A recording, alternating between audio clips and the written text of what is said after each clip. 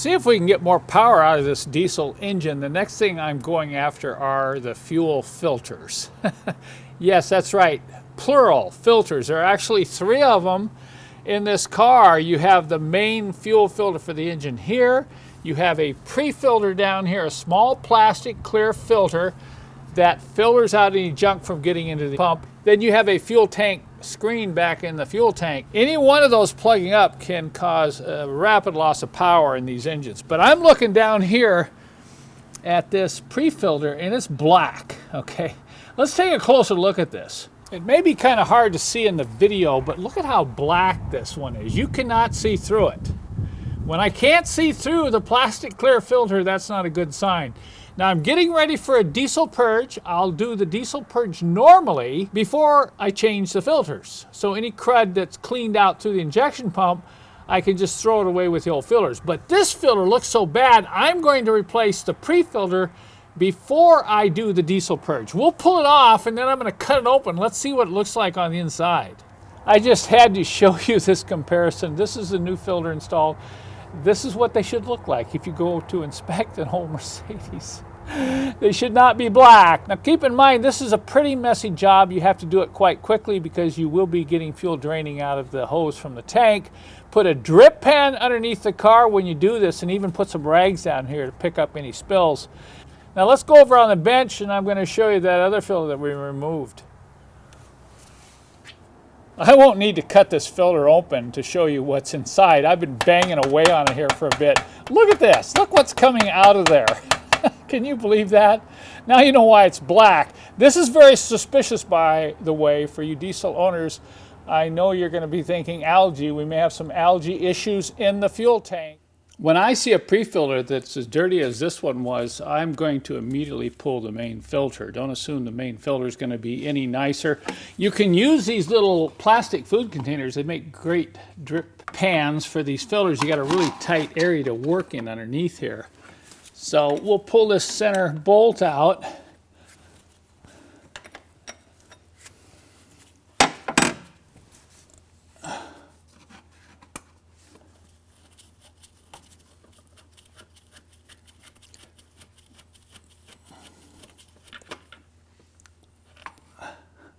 I can already tell, look at how black this thing is.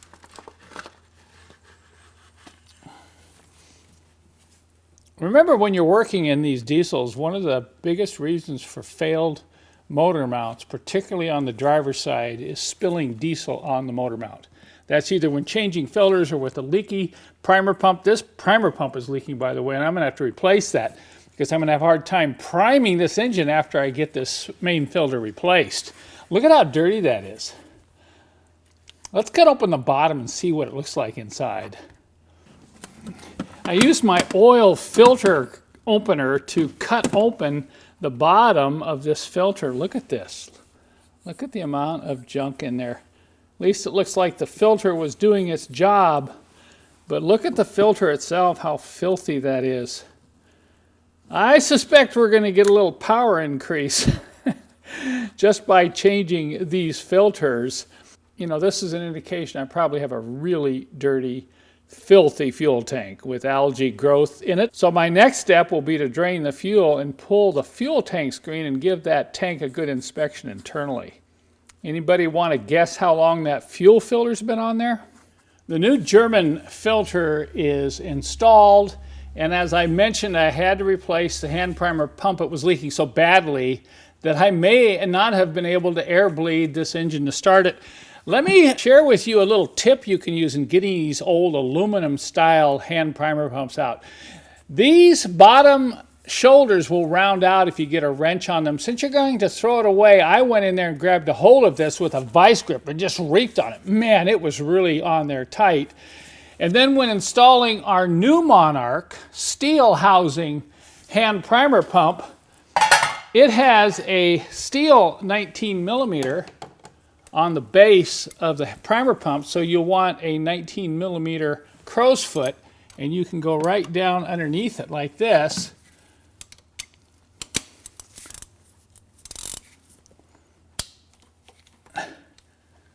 Okay, let's get over here and see if I get one more bite on it. You got to make sure it's all the way on there. Okay, that's tight. But this is the tool you want when you're installing the Monarch hand primer pump. Now, we should be able to pump this baby up. Look at this. Unscrew this. Watch the pump action on this one compared to the originals. And I'll just keep pumping it until I start to hear it squeak.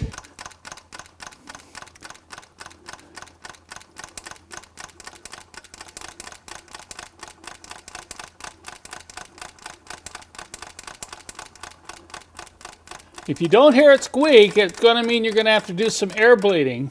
So what I'm going to do now is loosen this up a little bit. I can see some air right in this line here. So now I'll go ahead and crack this one at the top of the filter. Let's see if we can get some fuel showing there. Yeah. All right, I don't see any air coming out there, so it looks like the pump itself is bled.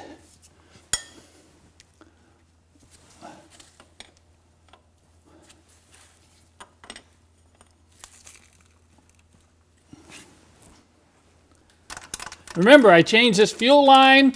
I had the fuel injector lines off to do the compression test, so there's a lot of air in the system.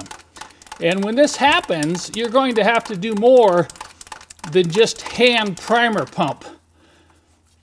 This works pretty well if you're just changing the filter. But I've got air up in these lines, and there's no way that hand primer pump is going to get them out. So what I'm going to do is break these injectors just a quarter of a turn.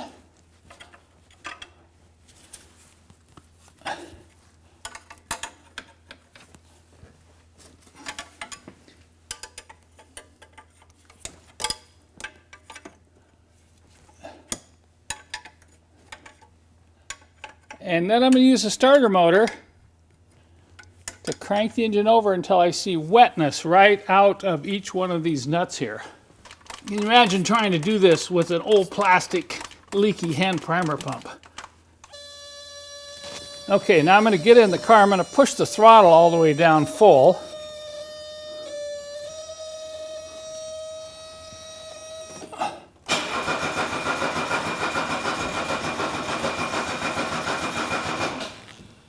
All right, look at that.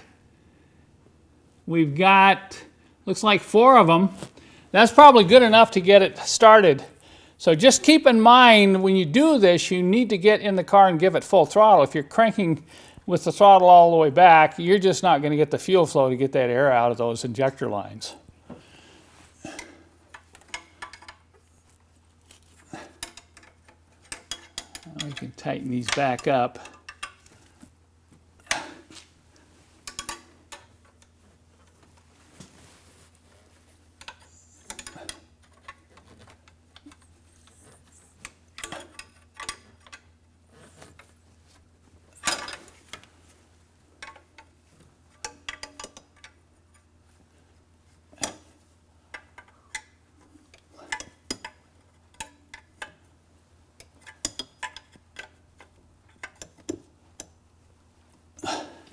Okay, now I'm in the shop here, so I'm just going to see if it's going to fire, and then I'll push it outside because it's going to really smoke when you've done this air bleed when you initially restart the engine.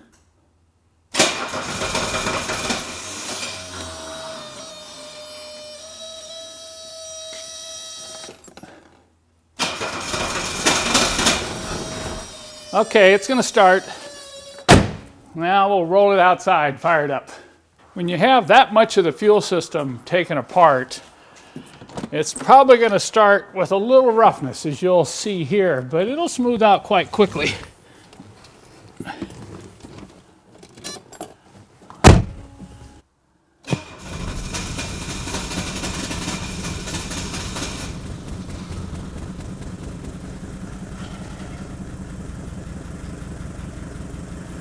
Okay, let that air flow out of the system. And around it goes.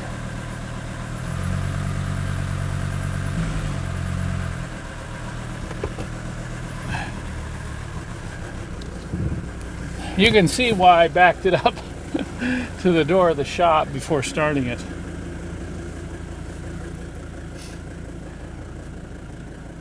Well, now you get to see the next car I'm going to work on today.